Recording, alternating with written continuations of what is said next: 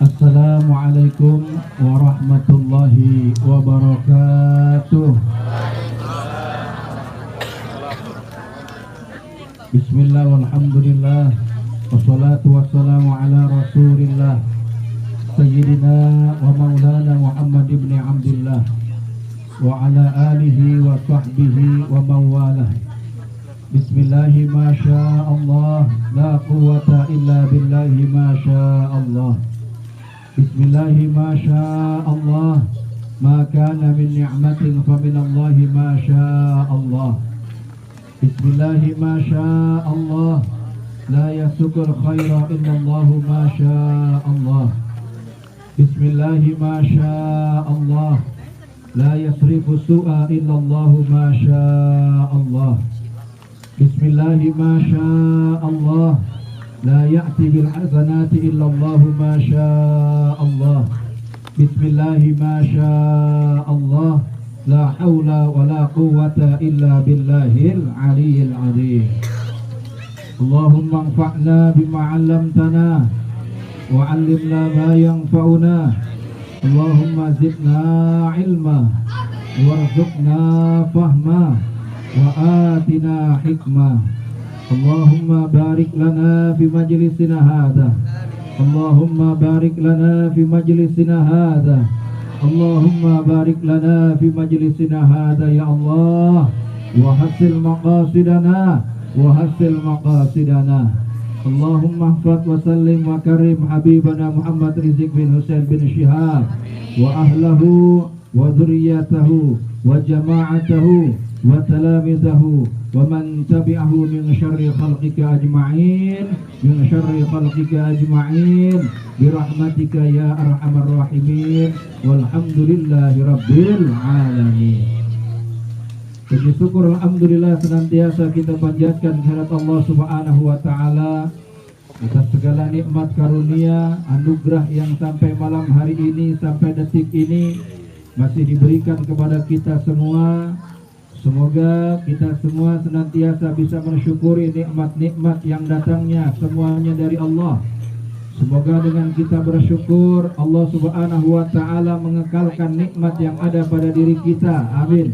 Dan semoga dengan kita bersyukur Allah Subhanahu wa taala akan memberikan nikmat-nikmat yang lain yang belum ada pada kita, dianugerahkan kepada kita semua. Amin ya rabbal alamin. Salawat beriring salam tak lupa semoga Allah curahkan kepada panutan kita bersama, suri teladan kita semua, yakni baginda Rasulullah Nabiyina Muhammadin sallallahu alaihi wasallam. Dan semoga Allah Ta'ala berikan kucuran salawat salam itu pun kepada keluarga beliau, para sahabat beliau, serta seluruh umat beliau, tidak terkecuali kita semua yang hadir pada kesempatan kali ini. Semoga dengan izin Allah kelak pada hari kiamat nanti akan mendapatkan syafaat dari baginda Rasulullah Muhammad sallallahu alaihi wasallam. Amin ya rabbal alamin. Yang sama-sama kita hormati dan semoga dimuliakan oleh Allah Subhanahu wa taala, yakni segenap para alim ulama, para habaib, para asatidz, para kiai yang hadir pada kesempatan kali ini. Kita doakan semoga guru-guru kita senantiasa mendapat keberkahan, kemuliaan dari Allah, senantiasa diberikan istiqomah dalam berjuang di jalan Allah, dan senantiasa ditambah-tambah kemuliaannya oleh Allah Subhanahu wa taala. Di antaranya hadir di sini ada Kiai Ahmad, Kiai Ade Mulyana. Hadir pula di sini ada Ustadz Denny Kurniawan. Hadir pula di sini ada Al Ustadz M Syaibani. Hadir di sini Al Habib Mahmud Al Habsyi. Kita doakan semua guru-guru kita semuanya diberkahi, dimuliakan oleh Allah Subhanahu wa taala. Wabil khusus kepada sahibul majlis, sahibul bait, tuan guru kita Al Mukarram wal Muhtaram Ad-Da'i ilallah Al Mujahid fi sabilillah, Kiai Ahmad Saiful Bahri MPD, beserta keluarga besar dan para jamaahnya, semoga senantiasa diberi keberkahan, kemuliaan oleh Allah Subhanahu wa taala. Siapapun yang mendukung perjuangan beliau, semoga dimuliakan dunia maupun akhirat. Siapapun yang ikut bersama beliau, semoga senantiasa diberikan taufik hidayah kemuliaan oleh Allah, dunia maupun akhirat. Dan semoga beliau senantiasa istiqomah, serta ilmu yang disampaikan menjadi ilmu yang bermanfaat, barokah masalah dunia akhirat. Amin ya rabbal alamin. Tak lupa kepada para jamaah semua, bapak-bapak, ibu-ibu, para remaja putra, remaja putri, yang semoga senantiasa semuanya diberkahi, dimuliakan oleh Allah. Mohon maaf tidak bisa saya sebutkan namanya satu persatu, namun insya Allah sedikit pun tidak mengurangi rasa hormat dan ta'zim saya. Semoga semuanya diberkahi, dimuliakan oleh Allah Subhanahu wa taala. Amin ya rabbal alamin. Hadirin jamaah rahimakumullah. Saya bersyukur kepada Allah Subhanahu wa taala, ini malam saya bisa nyampe di ini kampung. Saya bersyukur ini malam saya bisa silaturahim. Saya bersyukur Allah Subhanahu wa taala pertemukan saya dengan jamaah semua dalam satu majelis yang insya Allah penuh keberkahan dan dimuliakan oleh Allah Subhanahu wa taala. Karena kalau bukan dengan izin Allah, bukan dengan kehendak Allah, yakin saya tidak bisa sampai, tidak bisa hadir di ini majelis yang sangat mulia. Tapi alhamdulillah dengan izin Allah dan juga doa daripada jamaah semua, khususnya Sohibul Majlis, alhamdulillah saya bisa hadir di sini. Semoga pertemuan kita mendapat kebaikan, keberkahan, dan apa nanti ilmu yang kita pelajari bisa jadi ilmu yang bermanfaat, barokah masalah dunia akhirat. Amin ya rabbal alamin. Hadirin jamaah rahimakumullah. Ahlan wa sahlan. Ya iya nih, yang punya Gunung Sindur.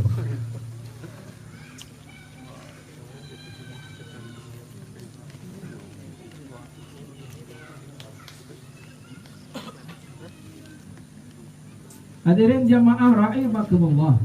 Di dalam Al-Quran Allah Subhanahu wa ta'ala mengingatkan kita, memberi satu tawaran, memberikan peringatan kepada kita semua.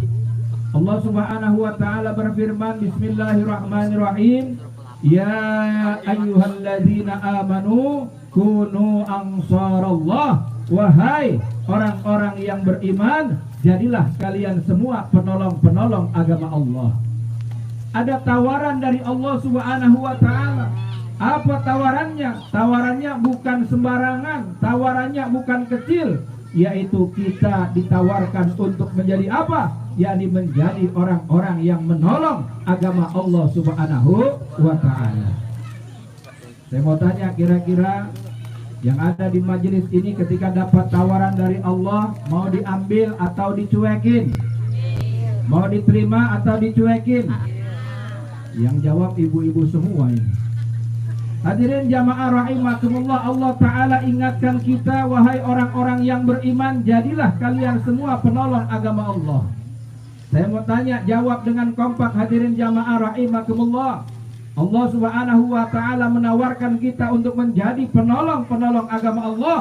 Kira-kira kita mau ambil kesempatan ini atau kita cuekin begitu aja? Ambil atau cuekin? Kita ambil. Hadirin jamaah rahimakumullah. Orang yang menolong agama Allah, jaminannya nggak sembarangan. Allah Subhanahu wa ta'ala ingatkan kita dalam surat Muhammad, ya ayyuhalladzina amanu in tansurullaha yansurkum wa yutsabbit aqdamakum. Wahai orang-orang yang beriman, jadilah kalian semua penolong agama Allah. Apabila kalian semua menolong agama Allah, niscaya Allah Ta'ala akan menolong kalian semua, wa yutsabbit aqdamakum, dan menetapkan kedudukan kalian semua.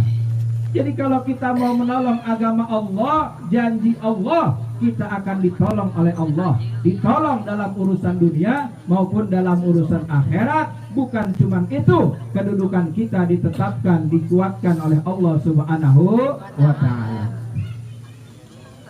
Saya yakin betul orang-orang yang istiqomah dalam berjuang di jalan Allah, orang-orang yang istiqomah dalam menolong agama Allah, hidupnya tidak akan susah.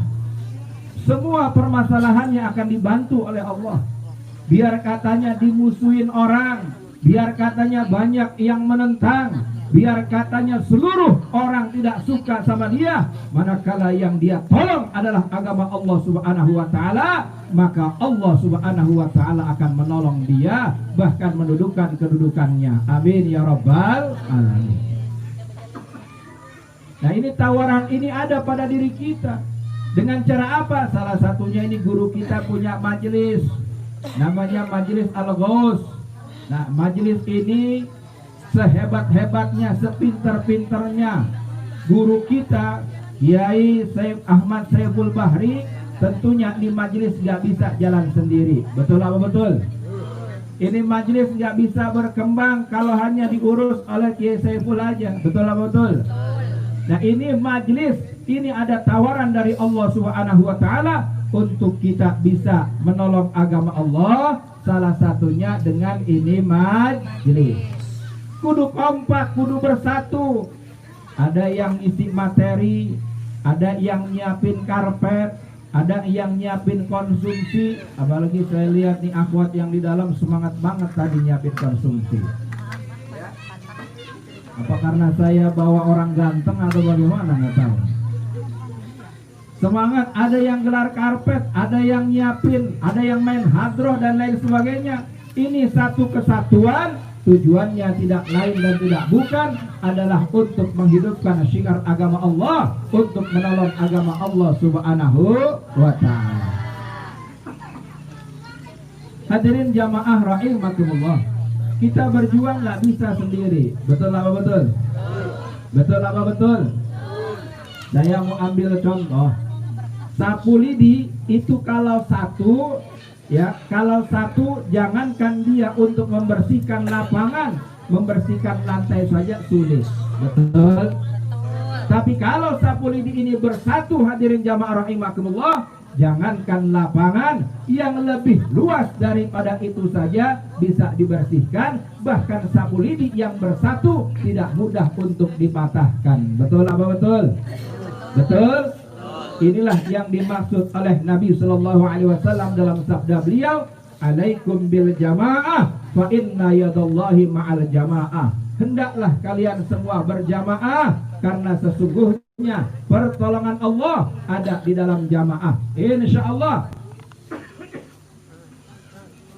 Ini majelis kalau dijalankan dengan berjamaah, semuanya kompak, semuanya bersatu, satu tujuan yang baik, satu tujuan yang benar, yakni cari keridhaan Allah, cari kemuliaan dari Allah, menolong agama Allah. Insya Allah ini majelis akan dibesarkan, dimuliakan oleh Allah Subhanahu wa ta'ala. Amin ya rabbal alamin.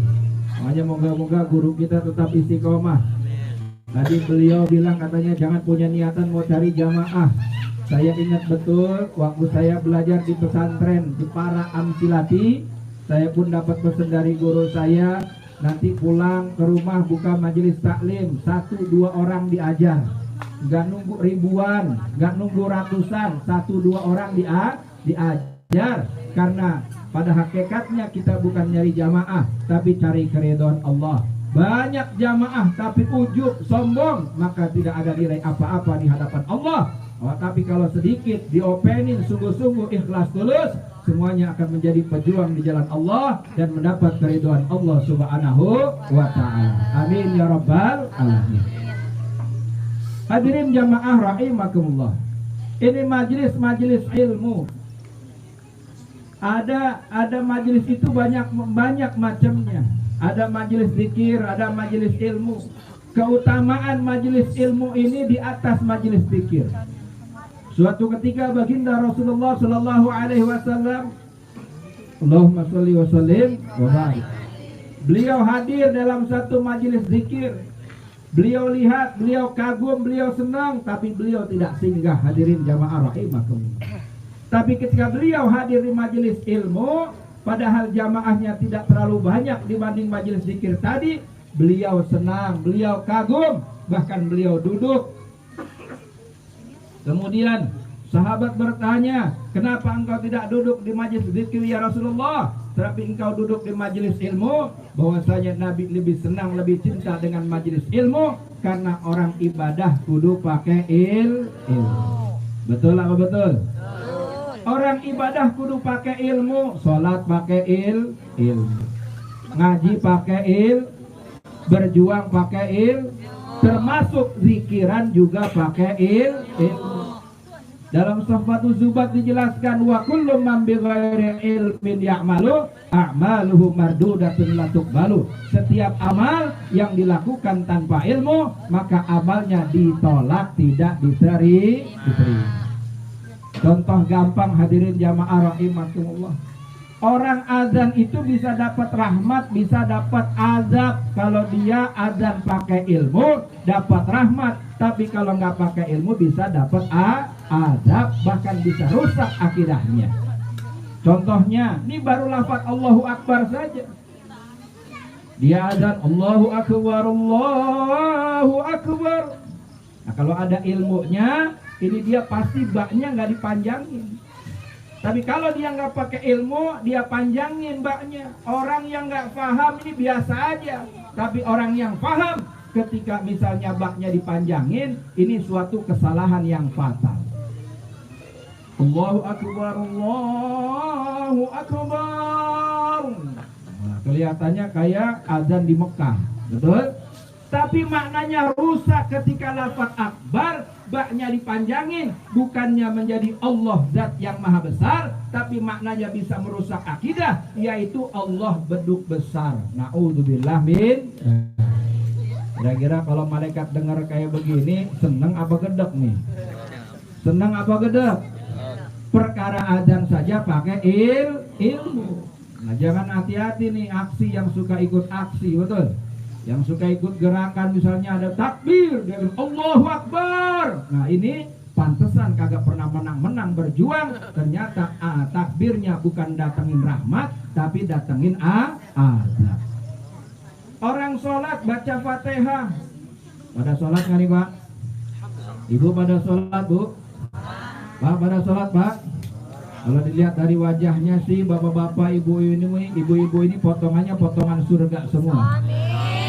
Cuman saya nggak tahu jahitannya jahitan surga apa neraka nih. Moga-moga potongan surga, jahitan surga. Baca Fatihah. Ada lafaz iyyaka na'budu wa iyyaka nasta'in, betul. Orang yang pakai ilmu mesti hati-hati nih, jangan sampai ninggalin tasydid dalam seluruh suratul Fatihah, apalagi dalam lafaz iyyaka na'budu wa iyyaka nasta'in. Kalau ini nggak pakai tasydid, maka maknanya bukan hanya kepadamulah ya Allah kami menyembah, dan hanya kepadamulah ya Allah kami mohon pertolongan. Kalau nggak pakai tasydid, maknanya berubah. Jadi apa? Ya Allah, hanya kepada sinar mataharilah kami menyembah, dan hanya kepada sinar mataharilah kami memohon pertolongan. Na'udzubillah min. Fatal atau tidak? Fatal atau tidak kesalahannya? Perkara tasydid ini bisa fatal. Na'udzubillah min. Orang suka baca maulid, betul nggak? Ya kan, betul tidak? Itu suka sering tuh yang hadrah, yang apa, baca begini, ya Rasulullah salamun alaik. Saya mau tanya, yang benar ya Rasulullah atau ya Rasulullah salamun alaik? Yang benar yang mana? Ya Rasulullah. Ya Rasulullah apa Allah? Kenapa dibaca Rasulullah? Dari sono. Nah, ini kudu ngaji amsilati ini kiai ini ya.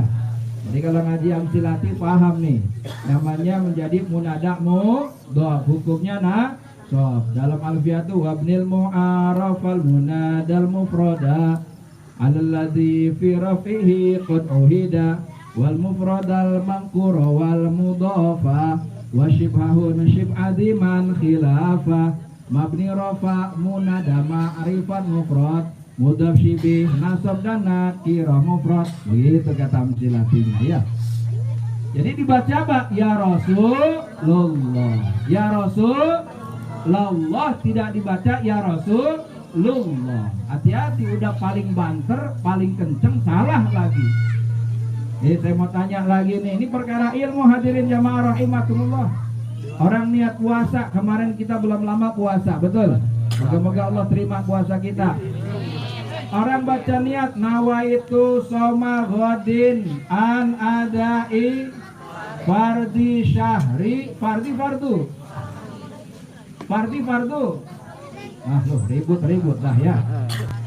Nawaitu soma ghodin an adai fardi syahri Ramadan hadhihi sana tati. Ini yang benar nih, yang benar ya, ini HP ya. Yang benar jawabannya ini ini kitab. Nah, ya, ini mic. Bacanya yang benar mana? Nawaitu soma ghadin an adai fardi syahri Ramadana hadihis sanata. Kalau dibaca Ramadana, bacanya hadihis sanata. Kalau dibaca Ramadhani, bacanya hadihis sanati. Nah, ini kadang di masyarakat ini lazimnya nawaitu soma ghadin an adai fardi syahri Ramadana hadihis sanati. Banyaknya begitu. Nah, ini nggak tepat hadirin jamaah rahimakumullah. Jadi ar-Ramadana itu kalau dalam ngaji nahwu ini banyak kiai-kiai ini ya. Ini benar isim ghairu munsharif. Isim ghairu munsharif itu isim yang tanpa tanwin karena menyerupai fi'il, rafa, dhammah, nasab dan jernya fathah. Syaratnya tanpa al dan tidak dimudhofkan. Kalau dibaca Ramadana hadhihi sanati, berarti lafaz Ramadana dimudhofkan pada as-sanati, berarti hukumnya kembali ke asal, bukan baca Ramadana tapi harus Ramadhani. Kalau mau baca Ramadana berhenti di situ, hadhihi sanata dibaca nasab menjadi dhorof, tidak menjadi mudhof ilaih. Moga-moga pada mau ngaji yang silatin nanti ya. Jadi penting buat kita, sesudah kita baca Quran, paham tentang Quran, tajwid, gharib dan lain sebagainya, usahakan kalau kita ingin berjuang di jalan Allah, kita paham yang namanya ilmu nahwu shorof. Ulama jelaskan, man tabahara fi ilmil alati ihtada bihi ila sa'il ulum. Barang siapa yang mendalam dalam urusan ilmu alat, yakni nahwu shorof, Allah Ta'ala akan memudahkan dia, beri petunjuk kepada dia untuk memahami seluruh bidang ilmu. Nah hadirin jamaah rahimakumullah, saya mau berdiri lah biar kelihatan semuanya. Oh dari tadi ibu-ibu nggak ngomong sih. Untung saya setengah wali nih, jadi tahu nih. Kelihatan tidak? Alhamdulillah. Di tengah? Oh iya, benar. Oke, mohon maaf nih ya. Jarang-jarang nih. Siapa tahu ada yang punya anak mantu nih. Saya punya santri banyak yang ganteng-ganteng. Maaf, Kiai, maaf. Alhamdulillah, Masya Allah. Ini ibu-ibunya 7 juta orang saya lihat ini. Banyak sekali. Baik hadirin jamaah rahimakumullah. Jadi penting buat kita itu untuk belajar ilmu agama. Tadi dijelaskan wa kullu man bi ghairi ilmin ya'malu a'maluhu mardudatun la tuqbalu. Setiap orang yang beramal tanpa ilmu, maka amalnya ditolak, tidak diterima. Jadi bapak maaf, sholat nggak pakai ilmu diterima atau tidak? Puasa tidak pakai ilmu diterima atau tidak? Berjuang tanpa ilmu diterima atau tidak? Wajib semua yang kita lakukan harus didasari dengan ilmu. Oleh karenanya Imam Bukhari dalam kitabnya menjelaskan babul ilmi qoblal amali wal amal, yaitu qoblal qawli wal amal, yaitu bab ilmu sebelum ngomong maupun melakukan segala sesuatu perbuatan. Jadi wajib kita punya ilmu. Kalau kita punya ilmu, insya Allah kita selamat, betul. Kalau kita punya ilmu, kita akan dimuliakan Allah dunia maupun akhirat. Allah Ta'ala jelaskan di dalam Al-Quran, yarfa'illahu alladhina amanu minkum walladhina utul ilma darajat, bahwasanya Allah Subhanahu wa taala akan mengangkat derajatnya orang-orang yang beriman dan juga yang punya ilmu, bukan 1-2 derajat tapi beberapa derajat. Ibu, bapak, jamaah rahimakumullah. Orang banyak ketika disuruh ngaji bilang begini, nggak mau ntar kalau saya tahu, kalau aneh tahu terus nggak ngamalin dosa. Betul nggak? Betul tidak? Ada orang diajak ngaji dia nggak mau, kenapa? Khawatir kalau dia tahu terus nggak ngamalin dosa. Ini hadirin jamaah rahimakumullah persis. Di zaman sahabat ada seseorang diajak ngaji dia nggak mau. Ditanya kenapa nggak mau, dia bilang takut saya nyia-nyiain ilmu karena tahu ilmu tapi tidak mengamalkannya. Apa jawab sahabat yang ngajak? Ketahuilah kawanku, sahabatku, tindakanmu tidak mau ngaji, tidak mau belajar, itu sudah termasuk menyia-nyiakan ilmu. Bahkan hati-hati, Nabi SAW menjelaskan, zambul alimi zambul wahidun wa zambul jahili zambani. Dosanya orang yang alim itu satu kalau dia berbuat salah, tapi dosanya orang yang bodoh kalau dia buat salah, dia dosanya dua. Kebanyakan orang bodoh dosanya 2, katanya kalau nggak tahu dimaafin. Ini yang dimaksud begini, kita ini punya kewajiban 2. 1 cari ilmu, 2 ngamalin ilmu. Kalau ada orang misalnya sudah nyari ilmu kok belum bisa ngamalin, maka dia dosanya dosa tidak mengamalkan ilmu. Berarti berapa dosanya? 1. Kalau ada orang disuruh ngaji kagak mau, rumahnya sebelah majelis taklim, kiai banyak di kampungnya, ustadz banyak di kampungnya, sampai dia sholat salah, sampai dia puasa nggak benar, sampai dia baca Quran salah, maka dosanya 2. 1 dia nggak mau ngaji, 2 dia salah karena tidak punya ilmu.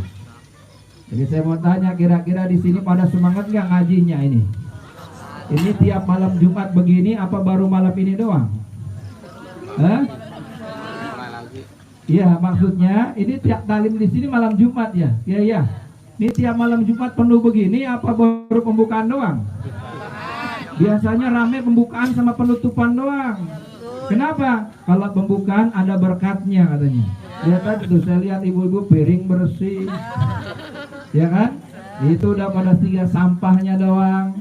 Ini malam Jumat besok ada orangnya nggak nih? Siap datang ke majelis ilmu?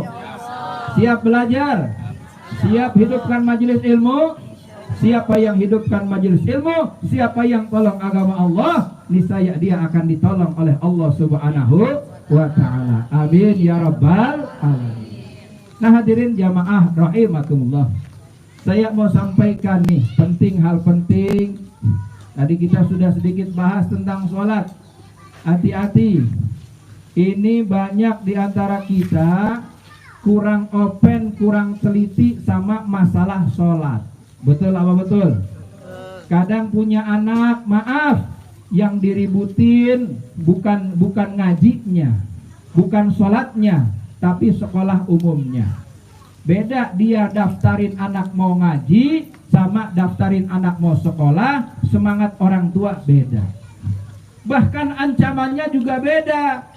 Kalau misal anak nggak mau sekolah umum, diancam nggak mau dikasih uang jajan atau lain sebagainya. Tapi kalau anak nggak mau ngaji, dianggap biasa. Padahal penting buat kita bahwasanya ilmu agama lebih tinggi, lebih mulia daripada ilmu umum. Bukan saya ngebilangin nggak boleh sekolah, bukan. Ini guru kita lulus gelarnya MPD. Magister pendidikan, ya kan? Berarti pernah makan bangku kuliahan, betul nggak? Betul tidak? Habis berapa kira-kira? Iya. Saya juga gini-gini pernah S2 hadirin jamaah rahimakumullah. Tapi guru-guru kita pesan bahwasanya Nabi SAW menjelaskan, Allahu yubghidu kulla alimin bidunya jahilin bil akhirah. Allah benci, Allah tidak suka kepada orang-orang yang cuma alim dalam urusan dunia tapi bodoh, tidak paham dalam urusan akhirat. Jadi silahkan mau sekolah, mau setinggi mungkin silahkan, tapi jangan lupa ngaji. Ada yang bilang ngaji, saya mau daftarin anak ngaji, kiai udah banyak, ustadz udah banyak. Ini orang tua kagak ngerti. Padahal orang berjuang itu, orang ngaji itu bukan buat jadi ustadz, buat jadi kiai, tapi dia untuk menjalankan perintah Allah Subhanahu wa ta'ala. Kalau jadi ustadz, jadi kiai, alhamdulillah. Kalau dia nggak jadi ustadz, nggak jadi kiai, dia bisa jadi imam yang baik buat keluarganya. Alhamdulillah. Nah, ini terkait masa sholat, hadirin jamaah rahimakumullah. Hati-hati, ibu-ibu, bapak-bapak yang punya anak, kudu tanemin benar-benar nih masalah sholat dalam kehidupan sehari-hari. Jangan bangunin anak cuman mau sekolah doang, tapi nggak pernah bangunin anak buat sholat subuh. Jangan bangunin anak buat sarapan, buat makan doang, tapi nggak mau bangunin anak untuk menjalankan perintah Allah Subhanahu wa ta'ala. Bapak ibu tidak akan ditanya tetangganya bagaimana, saudaranya bagaimana, tapi bapak ibu semua bakal ditanya sudah berbuat apa untuk anak-anaknya. Kalau kita nggak amanah kepada anak-anak kita, niscaya apa? Niscaya kita nanti akan dimintai pertanggungjawaban di akhirat. Bisa jadi orang yang gak amanah terhadap anak-anaknya, keluarganya, dia akan masuk surga tertunda lantaran ada keluarganya yang masuk neraka. Hati-hati masalah sholat, Bu. Hati-hati. Amalan yang pertama nanti bakal dihisab di hari kiamat tentang apanya? Tentang apanya? Awwalu ma yuhasabu bihil abdu yaumal qiyamati as-shalah. Amalan yang pertama nanti diperhitungkan, akan dimintai pertanggungjawaban dari seorang hamba pada hari kiamat adalah tentang sholat.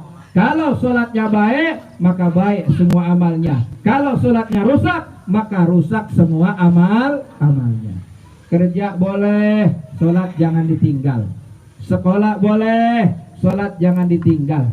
Bahkan maaf, saya dapat kabar prihatin, kadang ada anak-anak majelis pun tidak sholat, ada anak-anak majelis pun dia sholatnya kedodoran. Na'udzubillah min dzalik. Dia cari ilmu untuk untuk ibadah kepada Allah, tapi dapat ilmu tidak diamalkan. Na'udzubillah min dzalik. Ibu, sehat semua? Alhamdulillah. Nggak semangat amat ini. Ngantuk apa kuenya habis, Bu? Hah? Kenapa? Biasa sampai jam berapa, Bu? Sampai jam berapa? Jam 12? Iya? Wah, Ibu tega sama saya. Ibu bilang jam 12 duduk asik, ya kan? Ada yang sambil main HP di belakang itu. Saya berdiri begini, belum juga minum kayaknya nih. Baik, hadirin jamaah rahimakumullah. Jadi saya mau sampaikan pertama, jaga sholat kita dan jaga sholat anak-anak kita. Dalam sholat ingat perlu diperhatikan, orang yang ninggalin sholat dengan sengaja, tanpa sadar dia telah menghancurkan agamanya. Nabi SAW menjelaskan, as-salatu imaduddin, faman aqamaha faqad aqamaddin, wa man tarakaha faqad hada maddin. Salat adalah tiang agama. Siapa yang mendirikan salat berarti dia telah menegakkan, mengokohkan agama, dan siapa yang meninggalkan salat berarti dia telah menghancurkan agama. Saya mau tanya, ibu-ibu pengen punya anak mengokohkan agama atau menghancurkan agama? Mengokohkan agama. Mengokohkan agama. Yakin, Bu? Yakin. Sungguh? Sungguh yakin. Jaga salatnya anak-anak ya. Jangan hanya sekolah saja, makan saja yang diperhatiin, salatnya harus diperhatikan. Bahkan anak-anak masih kecil, Nabi bilang apa? Idza arafal gulamu yaminahu min shimalihi famuruhu bis-shalah. Apabila seorang anak sudah tahu mana bagian yang kanan dari yang kiri, famuruhu bis-shalah, perintahkanlah dia untuk sholat. Jadi jangan nunggu gede, jangan nunggu kuliah baru disuruh sholat, pasti dia nggak doyan sama sholat. Jangan nunggu SMA dia disuruh sholat, pasti dia nggak doyan disuruh sholat. Dari mulai dia tamyiz, dia mulai ngerti mana bagian kiri, mana bagian kanan, perintahkan dia untuk sholat. Hadirin jamaah rahimakumullah, orang yang meninggalkan sholat dengan sengaja, dosanya dalam kitab Irsyadul Ibad, dosanya lebih besar dari seorang wanita yang berzina, kemudian mengandung, lantas melahirkan dan membunuh anak hasil perzinahannya. Suatu ketika ada seorang perempuan, dia berzina, mengandung dan membunuh anak hasil perzinahannya. Dia datang kepada Nabi Musa alaihissalam dalam kondisi nangis. Dia sudah bertobat kepada Allah. Dia minta kepada Nabi Musa alaihissalam agar memohonkan ampun kepada Allah supaya dosanya diampuni. Kemudian ketika dia datang kepada Nabi Musa alaihissalam, wahai Nabi Musa, tolong mintakan ampun kepada Allah agar dosa-dosa saya diampuni. Nabi Musa tanya, dosa apa yang kau perbuat? Aku telah berzina, kemudian mengandung, melahirkan, lantas karena malu aku bunuh anak hasil perzinahan tersebut. Apa jawab Nabi Musa alaihissalam? Nabi Musa begitu marah, hadirin jamaah rahimakumullah, dan mengusir wanita tersebut. Pergi engkau dari kampung ini sebelum Allah turunkan azab, Allah turunkan musibah kepada orang-orang yang ada di kampung ini. Wanita tersebut diusir. Ini kenapa wanita tersebut diusir, hadirin jamaah rahimakumullah? Karena Nabi Musa alaihissalam tahu kalau ada orang berbuat dosa, berbuat maksiat, maka dosa itu bukan hanya ditimpakan, maka azab itu bukan hanya diberikan kepada orang yang maksiat saja, tapi semua orang yang ada di situ bisa kena. Makanya kita patut jaga nih kampung. Kalau ada orang yang mabok, jangan didiemin. Ada orang main judi, jangan didiemin. Betul tidak? Ada orang berzina, perempuan, laki-laki, anak muda-mudi, kumpul-kumpul, gelap-gelap, jangan didiemin. Kenapa? Karena kalau Allah turunkan azab, turunkan musibah, yakin bukan cuma orang yang berbuat maksiat yang dapat azab, tapi semua orang yang ada di situ bisa kena azab. Apalagi kita punya kewajiban amar ma'ruf nahi mungkar. Betul apa betul? Apa itu amar ma'ruf? Nyuruh kebaikan. Apa itu nahi mungkar? Mencegah kemungkaran. Ini satu paket. Gak bisa orang nyuruh doang tapi gak mencegah kemungkaran. Ini banyak kadang pilih-pilih. Orang ngomongin supaya berbuat baik, orang nyuruh sholat, orang nyuruh puasa. Tapi ada orang berbuat mungkar di kampungnya, ada orang berbuat kejahatan di kampungnya, dia diem saja, nggak mau diopenin, berarti dia ngikutin berjalanin agama hanya mengikuti nafsunya, pilih-pilih yang enak diambil, yang tidak enak dilarang. Makanya kalau di kampung ini ada orang misalnya judi diberantas, jangan dimarahin yang ngeberantas judinya. Bersyukur, berarti ada orang yang pengen supaya Allah tidak turunkan azab di kampung ini. Ada orang misalnya mabok-mabokan, diberantas, jangan dimarahin yang ngeberantas mabok-mabokannya. Berarti ini orang nih pengen supaya Allah tidak turunkan azab di kampung ini. Betul apa betul? Ini kadang-kadang misalnya ada orang maksiat diberantas, judi diberantas, minuman keras diberantas. Yang dimarahin bukan yang maksiat, malah yang ngeberantas maksiat. Dibilang apa? Radikal katanya. Dibilang apa? Garis keras katanya, segala macam. Padahal ini tujuannya baik, yaitu apa? Supaya orang semua selamat, tidak diturunkan azab oleh Allah Subhanahu wa ta'ala. Nabi Musa ngusir perempuan tersebut. Tidak lama setelah itu malaikat Jibril alaihissalam turun kemudian berkata, wahai Nabi Allah Musa, ada salam dari Allah Subhanahu wa ta'ala. Apa ya Jibril? Dikatakan, wahai Musa, kenapa engkau mengusir wanita yang sudah mau bertobat? Maka jawab Nabi Musa, dia telah melakukan dosa yang sangat besar wahai Jibril. Ketahuilah wahai Musa, bahwasanya ada dosa yang lebih berat yang dilakukan daripada orang atau wanita tersebut, yaitu orang yang meninggalkan sholat dengan sengaja dan terang-terangan. Hati-hati, ada orang ngeledekin jablay, ternyata dia nggak sholat, dosanya lebih gede siapa? Lebih berat siapa? Orang yang meninggalkan sholat.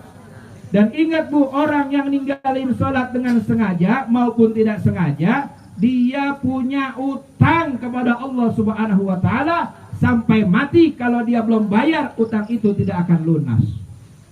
Jadi jangan enak-enak, misalnya ada orang nggak sholat setahun, 2 tahun, dia tenang-tenang aja. Hati-hati, dia punya utang. Wajib buat dia mengkodok sholat-sholat yang ditinggalkannya. Kalau misalnya dia ninggalin sholat karena tidak sengaja, dia wajib kodok tapi tidak berdosa. Paham? Kalau dia ninggalin sholat karena sengaja, dia wajib kodok dan dia berdosa besar. Mengkodok sholat bukan ngilangin dosa, hanya menggugurkan kewajiban, tapi dosa dia harus tobat minta ampun kepada Allah Subhanahu wa ta'ala dengan taubatan nasuha. Jadi jangan begini, yang ngaji kodoknya setengah-setengah, dia bilang begini, kenapa nggak sholat subuh? Antar aja kodok katanya. Hati-hati, kalau dia ninggalin sholat karena sengaja, bukan cuma wajib kodok, dia dosa besar. Moga-moga kita semua diberi kekuatan bisa jalani sholat 5 waktu. Amin. Moga-moga barokah ilmu dari guru-guru kita diberi kemudahan oleh Allah Subhanahu wa taala untuk menjalankan sholat 5 waktu. Bu, pastinya nyuruh anak suka susah, betul? Pastinya jangankan anak, kadang suami nyuruh ibunya, nyuruh istrinya juga susah, betul Pak? Atau sebaliknya, kadang ibunya getol, sholat lakinya mah Senin Kemis, betul? Nah, jangan cuma nyuruh, guru-guru kami ngajarin, doain. Apa doanya? Amalin nih, saya mau kasih ijazah. Amalin surah Ibrahim ayat 40. Coba yang punya HP Android dibuka, Qurannya dibuka. Jangan-jangan isinya game semua nih. Ayo, saya mau kasih hadiah. Yang sudah ketemu saya mau kasih hadiah. Surah Ibrahim ayat berapa? Ayat 40. Mana nih? Kebenaran saya siapin recehan. Ini receh paling kecil saya Bu ya. Maaf saya nggak punya duit kecil nih.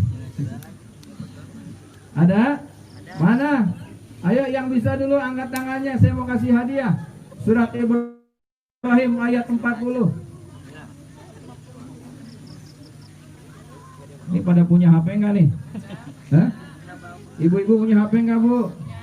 Adik-adik sana yang tadi megang HP, coba buka surat Ibrahim ayat 40. Mana? Jangan bapak-bapak lah, bapak-bapak banyak duit. Mana nih remaja? Coba sini, maju sini. Maju. Ayo, yang mau hadiah maju sini. Sini. Ayo.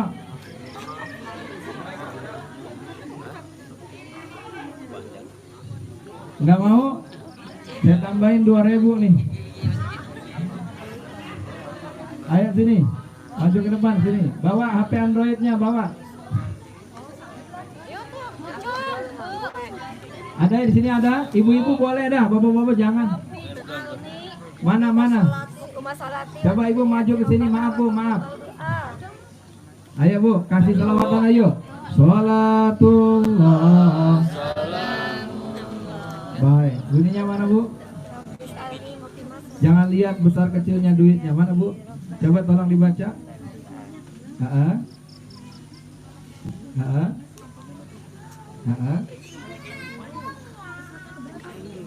Artinya tolong dikerasin, maaf biar tahu semuanya. Oh, kelihatan. Baik, terima kasih Bu. Maaf ada hadiah sedikit, moga-moga manfaat. Doain ya, jangan cuma disuruh doang. Kenapa? Jangan lihat uangnya. Jadi bacanya Rabbi ja'alni muqimas sholati wa min dzurriyyati Rabbana wa taqabbal du'a. Doain tiap habis sholat, tiap malam tahajud, doain supaya apa? Supaya anak-anak kita senantiasa menjalankan sholat. Paham sampai di sini? Nah, berikutnya terakhir hadirin jamaah rahimakumullah, saya ingin sampaikan. Ini hati-hati, Ibu sudah? Sudah Bu? 5 menit lagi. Saya mau sampaikan hadirin jamaah rahimakumullah. Ini hati-hati. Sekarang bangsa kita sedang dapat ujian yang tidak ringan. Bangsa kita dapat ujian yang tidak kecil. Apa salah satunya? Salah satunya adanya indikasi kebangkitan dari paham komunis. Di umat Islam harus waspada betul-betul. Kenapa? Karena yang menjadi benteng negara ini adalah garda terdepannya adalah para ulama dan juga umat Islam. Kita kudu melek sekarang, Bu. Melek politik, melek berita, melek segala-gala. Lihat, hati-hati. Kemarin umat Islam tidak boleh diam. Umat Islam tidak boleh buta, tidak boleh tuli. Harus bersatu, harus kompak, harus semangat. Kenapa? Karena kita adalah benteng daripada Negara Kesatuan Republik Indonesia. Ini kalau misalnya komunis yang berkuasa ngaji-ngaji gini nggak ada, Bu. Ini sejarah fakta membuktikan kebiadaban, kekejaban daripada orang-orang komunis, membunuh para santri, membunuh para kiai, membunuh para alim ulama, membunuh umat Islam, di pesantren dihabisin segala macam, yang dicongkel matanya, digorok lehernya, lain sebagainya. Fakta sejarah membuktikan kekejaman komunis. Jangan sampai paham komunis ini bercokol atau kembali lagi di negara kita yang kita cintai, Indonesia. Paham sampai di sini? Paham sampai di sini? Siap jaga negara Indonesia? Siap hancurkan paham komunis? Siap kuatkan akidah kita? Siap bersatu? Takbir! Jadi hati-hati hadirin jamaah rahimakumullah. Ini kita nggak boleh tinggal diam.